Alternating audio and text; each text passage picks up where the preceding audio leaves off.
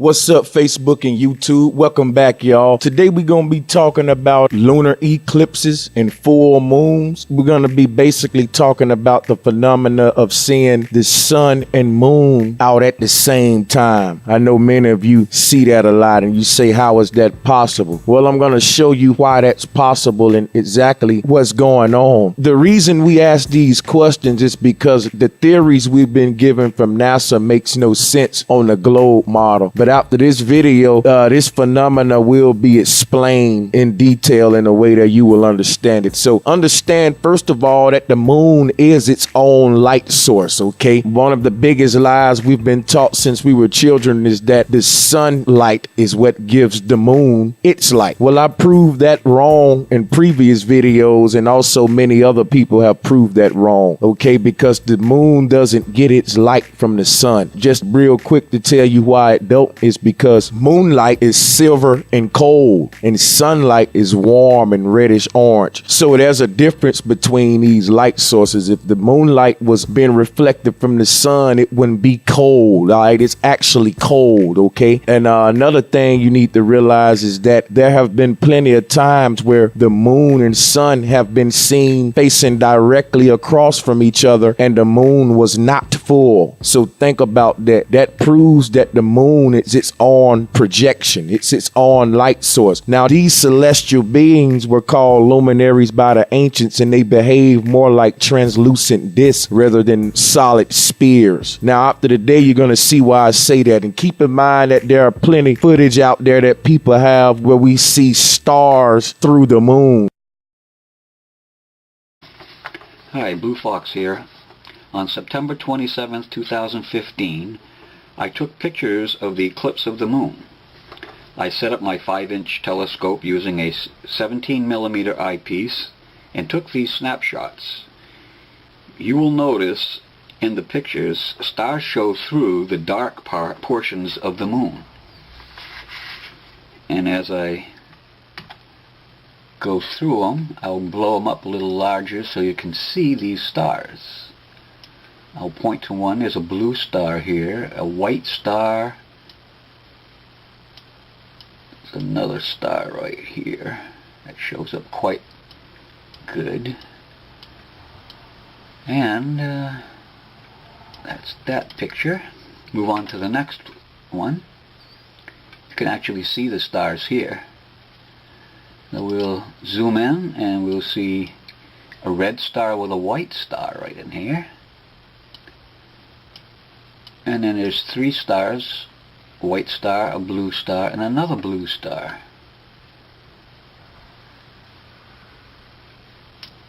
And there's a white star pretty much over here.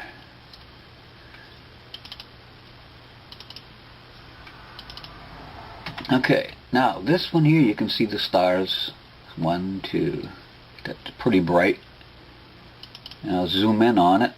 Now there's a red star, white star, showing through the moon, white star, and the blue star again. Okay, and also keep in mind what I said, that we also have footage of the sun and moon directly in front of each other now, where the moon should be lit up by all of that sunlight, but yet it's not, okay? So that cancels out NASA's theories. Now, that's important to keep in mind as we get on with this lunar eclipses and understanding how we can see them both out during the day and actually how we've been deceived as well. So we're going to compare this stuff to the ancient cosmology and also to what NASA said. So let's look into this lunar eclipse thing and also this full moon thing right quick. And to understand it, let's just start with our current understanding according to what NASA says. So I'm just going to read to you how they explain this situation. So understanding the full moon. What makes a full moon look full? At full moon, the moon and sun are on a line with Earth in between.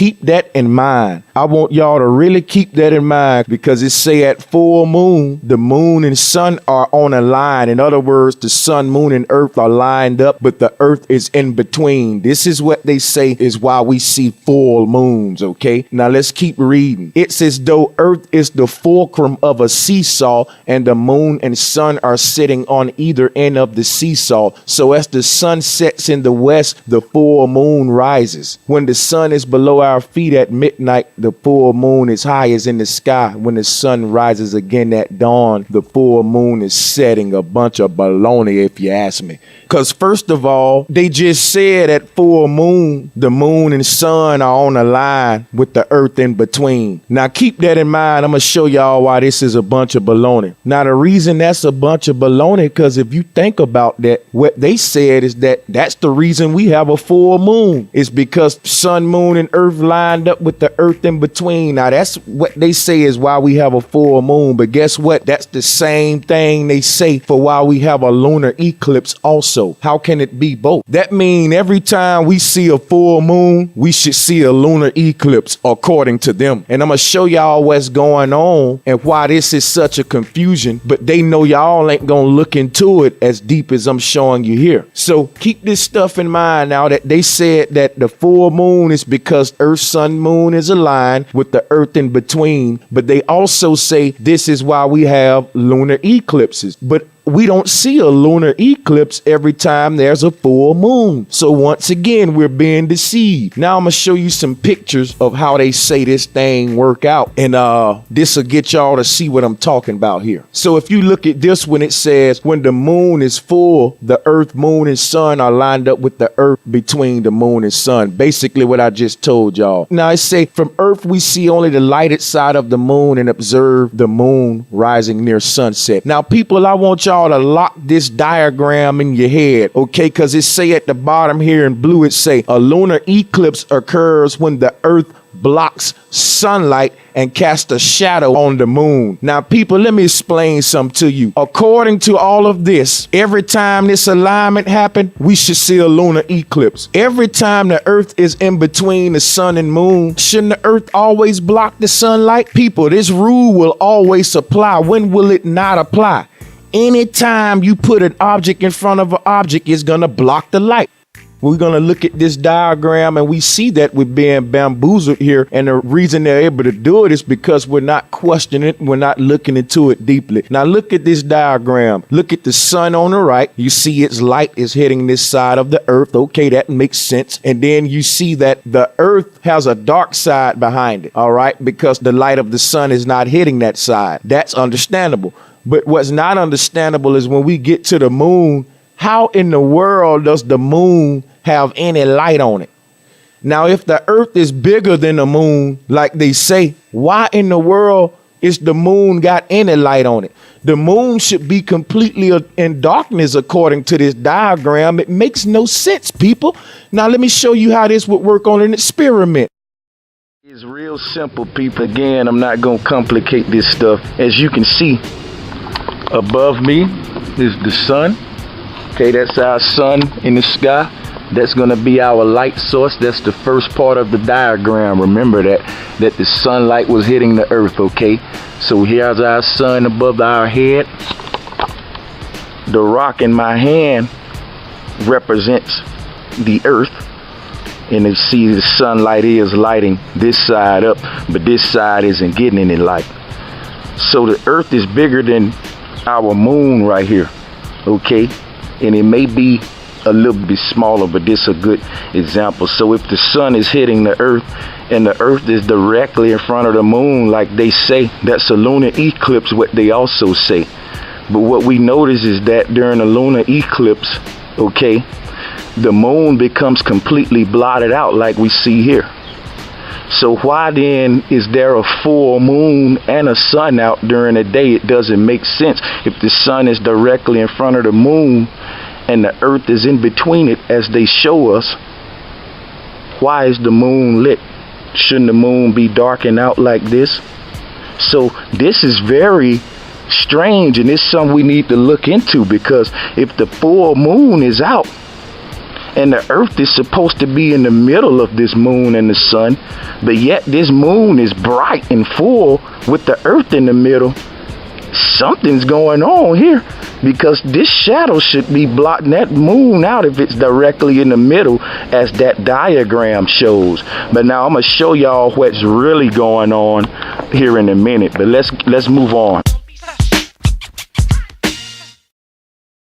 So before we move on to the next model, let's just look at this model again and think about what I just showed you outside. Again, your sun on the right is your light source, okay? It's reasonable that we should have that side of the earth lit, and the back side of the earth should have a shadow. That's understandable. But when we move over here to the moon should not be getting any light if the earth is in the center directly in between the sun and moon, okay? Now later I'm gonna make videos in the future explaining more about this lunar eclipse, because the lunar eclipse is not what they've been telling us, okay? And I'm gonna get deep into that, but right now I just want to focus on this sun and moon in the sky at the same time. So like I said, this diagram is baloney. That moon should not be getting any light, and as we move on you'll see more what I'm talking about. So as we move to this next one, it's pretty much the same thing, but it's some more stuff I want to point out. This one here shows basically the same thing we just said. You can see that if we take out everything in the middle and just look at the sun, the earth, and the moon in their alignment straight across the middle, we'll see the same thing acted out. We can see that the sun shines on the face of the moon here, and that will appear to be the earth's shadow giving you the eclipse. And you can see if you do that in reverse, then you get your full moon like they saying. So depending on which area the alignment is, whether the moon is between the earth and the sun, or whether the earth is between the sun and the moon. And I'm gonna show y'all what's really going on here, because it's not that the earth is in between the sun and the moon. The sun and the moon is revolving above the earth plane. And as I get into this video, you're going to see what I'm saying. Now, in the top left of this photo, you can see where they said that's the far side of the moon that we can't see, which is baloney. That's all Photoshop. And I'll be getting into this whole dark side of the moon deception. That's a whole nother video. It's so much, people. I just wanted to show y'all this thing on another level with this graph in front of you. Let's go to the next one. And it's pretty much the same thing. I just want to get this in your head before we move on. You see how the sunlight is hitting the earth, but yet when we get to the moon is still lit. People, the moon should not be getting any light. I just demonstrated that outside. That would be what's called an eclipse, okay, where we blot out the moon. But we can prove that the moon is its own light source that's independent of the sun. And this is what the Bible and all the ancient ancestors said. They said that the sun and moon were equal luminaries, and that God created them equal. That the whole yin yang symbol is the sun and the moon, and you can see it's equal. Both of those pieces have the same amount of space, but they're just different polarities. Like I said, the moon is a lighter light and the sun is the bright light, but they're both equal, okay? You need that lighter light. That's the essence of night. So night ain't really darkness, it's just a lesser light. You always getting light on this earth plane. The sun and moon are equal luminaries that's revolving above a stationary flat earth. And as we can see right now, I'm disproving what NASA's saying, because the moon shouldn't be getting any light. And as you can see in this final clip that we're going to use, it's the same thing, okay? So you can see here, if we go from left to right, the sunlight shines on the earth. And since the earth is so big, as you can see on this image right here, the moon is blotted out. So this would be the anatomy of a lunar eclipse, what they're showing you. All right. But what I'm saying is this right here has happened plenty of times, and the moon has been full with no shadows. And there hasn't been any lunar eclipses every time this phenomena so-called happened. So they're playing with our mind. They making us see our reality in a confusing way that we kind of understand it, but we still scratching our head and we just accept the theories. So now all I've been showing you so far is the mumbo jumbo what NASA give us that makes no sense. Now we're going to move into how this thing really works and prove to you how you are on a flat earth based on all of these experiences we see in our reality. Now this is a panoramic view of your flat earth plane from 18 miles high, okay? Now what we want to point out before we get into this is that the the curvature you see is from the lens, okay? The people who submitted this, I have the link in the description box. You can go to the original. They stated in the video that the curvature is only from the lens, and I explained to y'all how that worked in previous videos. That's how NASA been deceiving us with these bogus lenses. So as we look at this, just ignore the bogus curvature. It's just shot with that fisheye camera or whatever they call it with the GoPro technology. Now, I want you to pay attention to this panoramic view. What happens is these people launch balloons up, and when they get up to a certain height, they start spinning around in a rotation so we can get a full view. Now, as this thing spin around, what you're gonna see is it's near the area of the sun. One thing you need to realize, a couple of things we want to point out with this footage is that if you look at the sun on this thing, there's no way possible that sun can be 93 million miles away. Look at it, people. That cannot be 93 million miles away. It just can't, people. Look at the angles from the light. Now, I got into how the light angles from that sun give away its distance for real. Those light angles really give it away. And so many people throughout the years, including the ancients, have looked at those light angles as proof that the sun is very close. So we got to keep that in mind. Now, the sizes and distances of the sun and moon fits perfectly with the yin-yang model. Now, like I said, the yin-yang model is the sun and moon circuits depicted by the ancient Chinese or the ancient Asians. This was their model of the sun and moon circuit, and they spin around in this spiral that we call the yin-yang, and this balance. Okay, there's balance, 12 hours night, 12 hours day, and the sizes of them are relatively the same. Me personally, I believe that the sun and the moon are equal sizes and that there is balance. Now, this circular pattern that we're talking about, some believe also that it's not just a flat pattern. Some believe that the sun and moon, while they're circling, they actually go up and down and change their heights at certain times too. That can be true too. I wouldn't doubt it. Okay, so like I said, the sun and moon behave more like light orbs, like beings, celestial beings. Okay, they know what they're doing. They're conscious of themselves. NASA gives us a sun and moon that isn't conscious, that's stuck by the remnants of an explosion. So understand that the cosmology NASA gives us, all of the movement in it is based on what happened from a previous explosion. So everything is moving from the previous chaos. But the cosmos, the ancients gives us, everything is moving based on the hand of the Most High.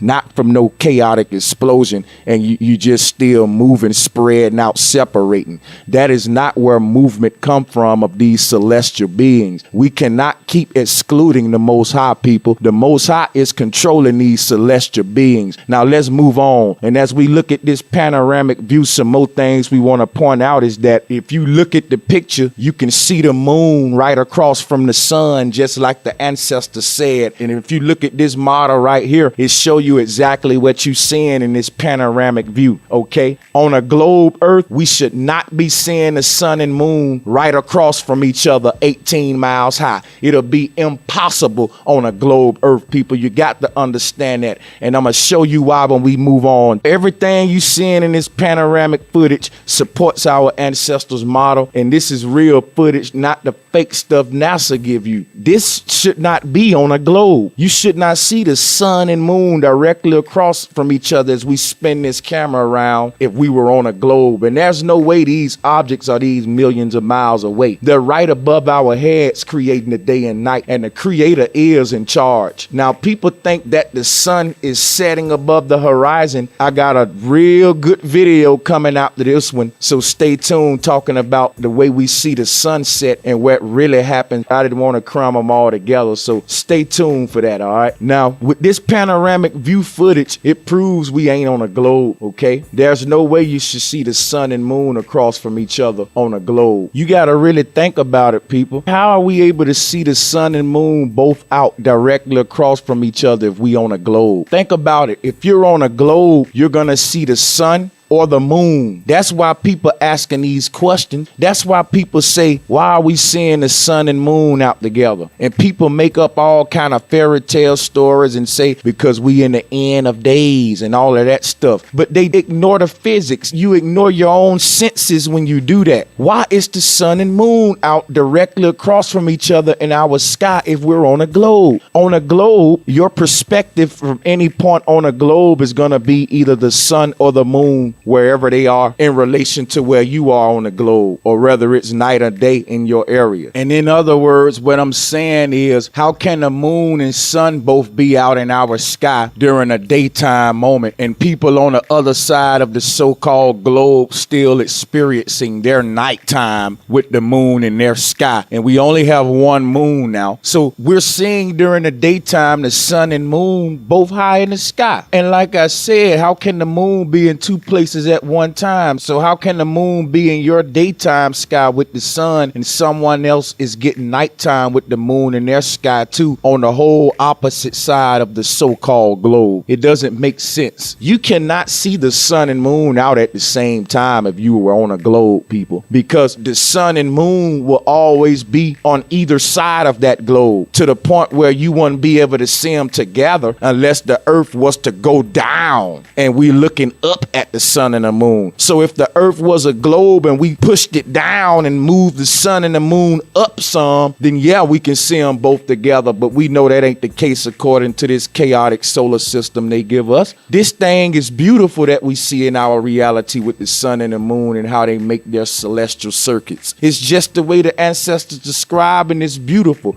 We ignore our senses and accept all of that chaos NASA give us, and it don't even make no sense. Think about what I said. It don't make no sense. The word is sense. The reason it don't make no sense to you people is because you're ignoring your senses. When you ignore your senses, nothing is gonna make sense to you. But we live in a world where people don't care if it makes sense or not. We're just comfortable with going along with the norm and the lies that we've been given. Now, like I said, the only way you can see the sun and the moon both in the sky is if the earth was to either stoop down or both of them rise up above the earth so we can see them both. But according to the model they give us, we can't have this phenomena because the earth would be in between the sun and the moon. And based on where you at, you would be able to see just either or. You wouldn't be able to see them both. Now that'll get into the lunar eclipse thing where they said when the earth turned a certain way, now we see the shadow of it. This proves we're on a globe. No, it does not. And I got another video coming deep about the lunar eclipse after this one. But let's focus on this situation right now some more. Keep this in mind. We should not be seeing the sun and moon across from each other if we're on a globe. This proves that we're on a flat earth. All right, now let's move on. So now that we saw that panoramic footage, we know we've been bamboozled. All right. Everything in our reality is just the way the ancients describe it. It's just the way all the religious texts say. And if you look at the Bible tell you all of this stuff, but they done away with the Old Testament when they did the New Testament. So understand that the reason they got everybody out of the Old Testament was to do away with the law, and the real law was the cosmology. All right, this stuff that the ancients left behind about our cosmos. Now we've been going 1,000 miles per hour bamboozled with this NASA chaos theory. Keep that panoramic view in your mind of the sun and moon both being above our lovely flat earth, just like the ancestors showed us in this planetarium model right here. Keep that in mind, and now we're going to look at this same picture that we started with, and I'm going to show y'all again what I mean as I drive this thing home. We just saw in the previous footage the panoramic view of the sun and the moon both above a flat earth. But if you look at this model we started with, that won't be possible. Like I said, you can either see either or based on where you at with this model, unless we move the earth down and have them both up above, as you see in this next demonstration. So this demonstration you see here show you what I'm talking about. You will have to move the earth down in order for you to see the sun and moon both in the sky like that. But that just wouldn't be scientifically feasible with this model that they give us, people.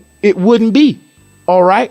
Not to mention, these are just diagrams. You got to think Mercury, Venus, and all of that would be in between the earth right now. So when you look at this diagram, you got to think about all that too. Mercury and Venus and all of that is not even in here. So imagine how difficult it'll be now if you throw those in there. This is just a quick demonstration picture right here. So you see it don't make sense, people. Don't deny your senses, because if you do that, nothing gonna make sense to you because you deny your senses. So again, in this demonstration picture here, it just shows what it would be for that to be possible with the sun and moon as we see it. But we know that ain't the case, and that the earth is not a sphere, and that our ancestors' model does stand a test of time. So yeah, we ain't gonna no longer be NASA's fools, because where NASA have lied and where NASA have always tried, the truth of the Most High will never be denied. Now let's move on. So as I wrap this thing up, think about the points I made, think about everything I suggested, look at this chaotic solar system model in front of you, and tell me, how can we have this perfect experience on this planet that we see? Now look at this pan view once again, and look at how serene and peaceful that is above our flat earth. Okay, look at it. Look at how the sun and moon are in this dance, this yin-yang dance, what our ancient Asian ancestors said, and it's perfect balance.